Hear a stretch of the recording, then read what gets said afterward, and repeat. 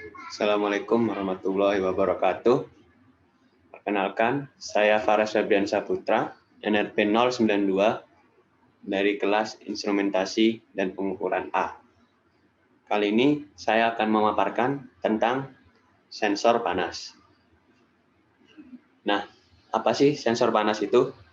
Sensor panas adalah suatu komponen yang dapat mengubah besaran panas menjadi besaran listrik, sehingga dapat mendeteksi gejala perubahan suhu pada objek tertentu. Untuk jenis-jenisnya, sensor panas ini ada 4. Yang pertama ada termokopel. Nah, termokopel ini mengukur suhu menggunakan 2 jenis logam konduktor yang berbeda yang digabung pada ujungnya, sehingga nanti akan menimbulkan efek termoelektrik. Kemudian ada termistor. Termistor ini adalah salah satu jenis resistor yang nilai resistansinya dipengaruhi oleh suhu. Kemudian ada IC sensor. IC sensor ini prinsip kerjanya berdasarkan pada sifat atau perilaku semikonduktor PN junction silicon yang sangat sensitif terhadap suhu. Kemudian ada RTD atau Resistance Temperature Detector. Nah, sensor ini menggunakan prinsip perubahan resistansi yang dipengaruhi oleh perubahan suhu. Nah, untuk sensor suhu yang pertama adalah termokopel. Cara kerja dari termokopel ini sebenarnya cukup sederhana, yaitu menggunakan 2 buah kawat logam konduktor yang berbeda jenis, kemudian digabungkan pada ujungnya, lalu dipanaskan. Nah, logam yang satu ini mempunyai fungsi sebagai referensi suhu konstan, dan logam satunya berfungsi sebagai pendeteksi panas. Untuk ilustrasinya bisa dilihat di sini, ini ada metal A dan metal B yang digabung pada ujungnya, dan ini ada reference point. Nah, untuk alatnya ini ada di gambar. Untuk jenisnya, termokopel ini dibagi menjadi 2. Ada yang menggunakan base metal dan ada yang menggunakan noble metal atau logam mulia. Nah, untuk base metal ini tipenya ada tipe J, K, T, E, dan N. Kemudian untuk logam mulia ada tipe B, R, dan S. Nah, untuk yang logam mulia ini mempunyai akurasi yang lebih baik. Di sini bisa dilihat tabelnya berdasarkan standar internasional. Nah, untuk base metal thermocouple, ini alloy combination-nya biasanya menggunakan copper, konstantan, iron, dan nikel. Nah, untuk yang noble metal, alloy combination-nya biasanya menggunakan platinum dan rhodium. Kemudian ada termistor. Termistor ini adalah jenis resistor yang hambatan listriknya bervariasi dengan perubahan suhu. Meskipun tekanan resistor ini berfluktuasi sedikit dengan suhu, namun termistor ini sangat sensitif terhadap perubahan suhu. Termistor ini bertindak sebagai komponen pasif dalam suatu rangkaian.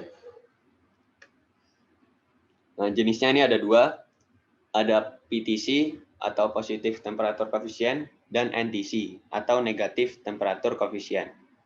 Nah, untuk PTC ini nilai resistansinya akan meningkat dengan meningkatnya suhu atau berbanding lurus. Kemudian untuk NTC adalah sebaliknya. Nilai resistansinya akan menurun ketika suhu itu meningkat. Nah, untuk gambarnya dan simbolnya bisa dilihat di sini. Nah, untuk yang ketiga adalah RTD atau Resistive Temperature Detector. Ini adalah sensor suhu yang pengukurannya menggunakan prinsip perubahan resistansi yang dipengaruhi oleh perubahan suhu. Nah, ketika suhu elemen RTD meningkat, maka resistansi elemen tersebut juga akan meningkat. Nah, elemen RTD biasanya ditentukan sesuai dengan resistansi mereka dalam ohm dan 0 derajat. Spesifikasi RTD yang paling umum adalah RTD PT100, yang berarti bahwa pada suhu 0 derajat Celcius, elemen RTD harus menunjukkan nilai resistansi 100 ohm. Elemennya sendiri terdiri dari dua, yaitu wire wound yang merupakan kumparan kawat logam platina yang melilit keramik atau kaca dan ditempatkan dengan selubung probe sebagai pelindung. Kemudian ada thin film, ini merupakan lapisan bahan resistif yang sangat tipis, kemudian diletakkan pada substrat keramik yang kemudian dilapisi dengan kaca sebagai pelindungnya. Untuk konfigurasi kabel dari RTD ini ada 3. Yang pertama, two wire. Two wire sendiri terdiri dari 2 lead kawat yang menghubungkan RTD dan akan menambah secara langsung misalnya nilai resistansi. Nah, biasanya pada two wire ini sering terjadi kesalahan. Makanya biasanya digunakan untuk pengukuran suhu yang perkiraan saja. Kemudian ada three wire. Ini terdiri dari 2 lead arus dan 1 lead tegangan, di mana resistansi tegangan yang tinggi akan meniadakan efek dari drop tegangan karena arus yang mengalir. Nah, ini biasanya umum digunakan untuk pengukuran. Dan yang terakhir ada four wire. Nah, ini terdiri dari 2 lead arus dan 2 lead tegangan.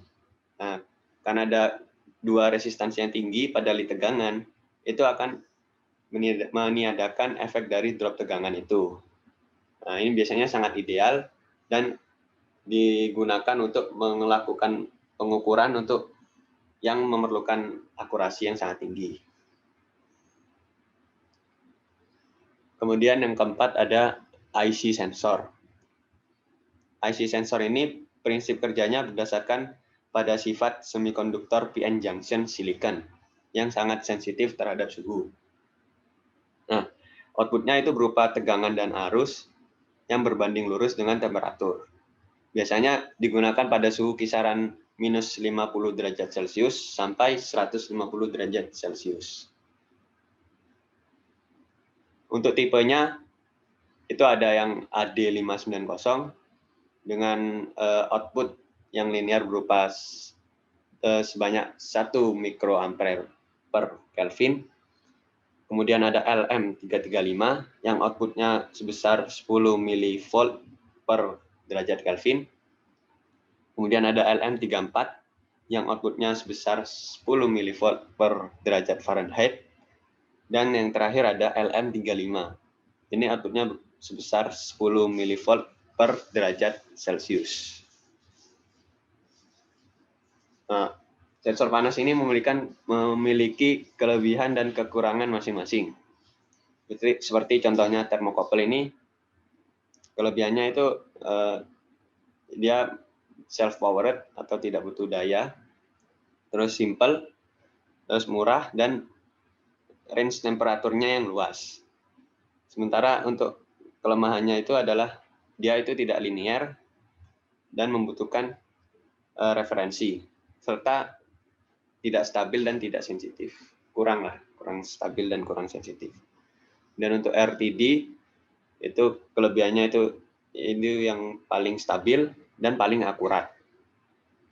Cuma kelemahannya itu mahal dan membutuhkan power supply serta self heating sehingga dia mudah panas.